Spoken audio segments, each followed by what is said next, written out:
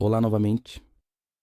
No primeiro episódio eu acho que quebramos um pouco o gelo com o Ableton e agora vamos direto para o nosso segundo vídeo. No episódio anterior eu já tinha explicado isso. Eu mostrei apenas as coisas que precisamos para o nível iniciante. Continuo explicando, da mesma forma, o melhor que posso.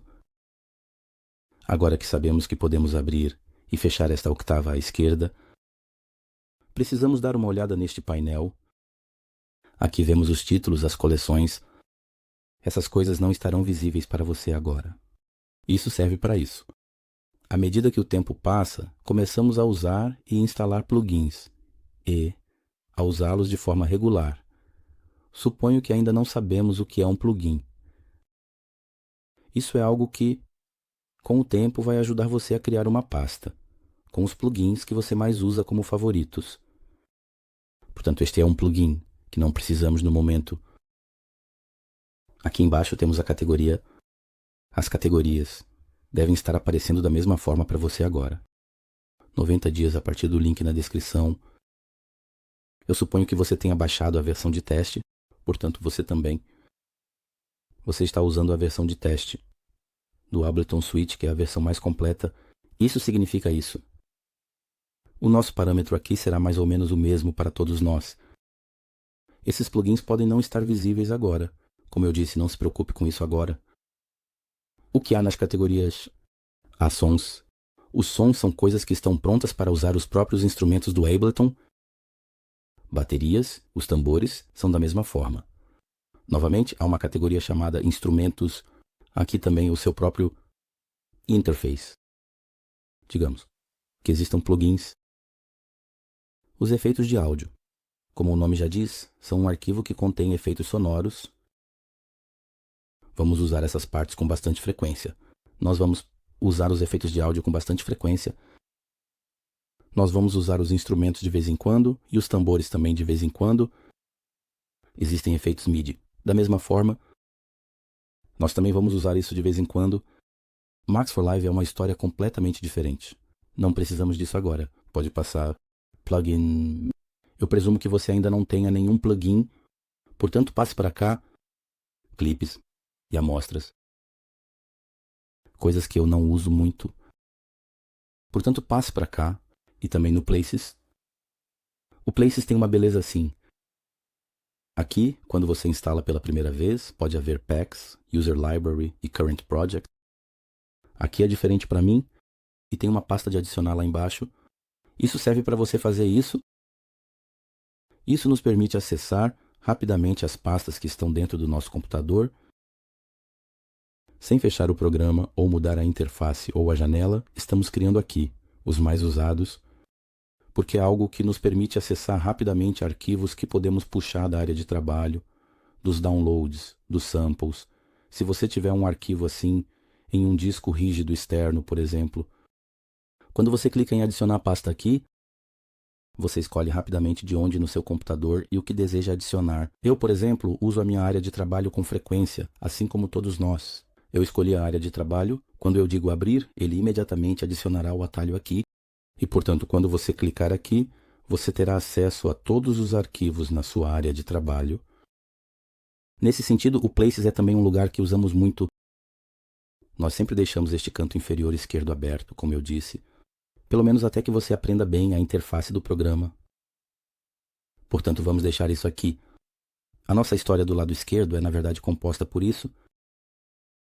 E agora aqui à direita, estamos vendo coisas muito pequenas assim, botões. As coisas amarelas são sempre da interface do programa. Agora você já deve estar familiarizado.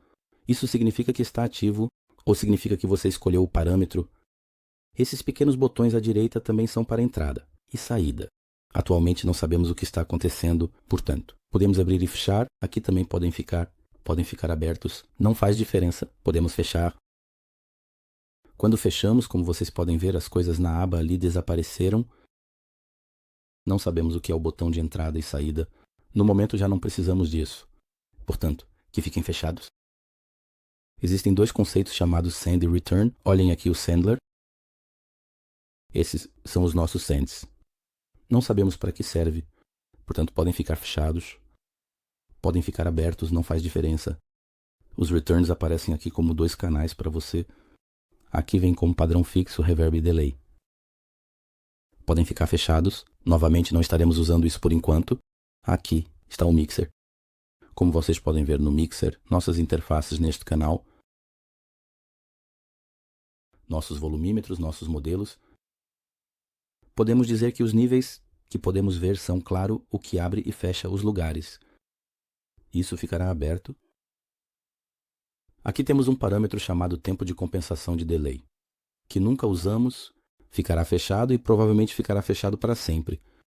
Vou colocar um crossfade aqui no X. Se você tem a intenção de fazer DJing com este programa, pode mantê-lo aberto. Não preferimos a largura do nosso Kevis. Portanto, isso também pode ficar fechado aqui.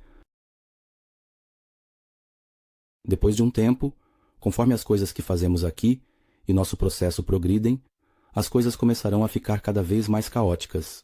Portanto, como precisaremos de mais espaço na tela que estamos usando no momento, esse parâmetro do lado esquerdo costuma ficar fechado. E aqui, quando precisarmos de algo, vamos abri-lo novamente.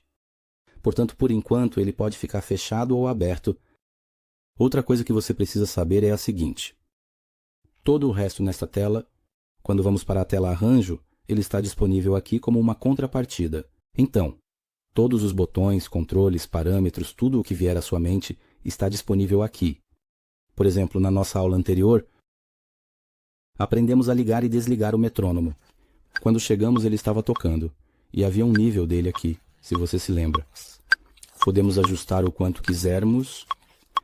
Quando passamos para a outra tela de busca, seu equivalente já está aqui. Você pode ver o equivalente dele. Na outra tela, já que está na mesma cor, olha, eu consegui abrir e fechar por aqui novamente.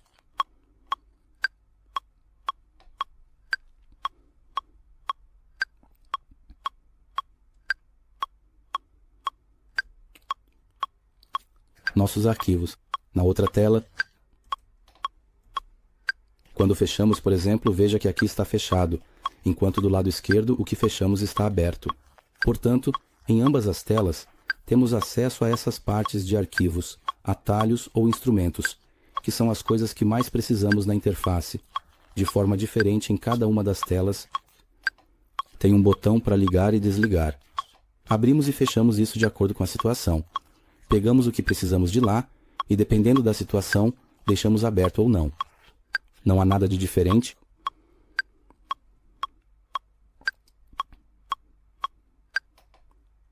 Algo que eu esqueci de mostrar na lição anterior, quando apresentei os parâmetros no topo, são números de compasso. Isso nos mostra a medida desta peça. A razão pela qual estou mostrando isso é a seguinte. Todas as músicas que você conhece, ou que foram feitas até hoje, especialmente músicas de um determinado tipo, é feito em compasso quaternário. Bem, para um Barshey, um termo musical que indica que há 4 tempos completos por compasso. Geralmente para as coisas que faremos.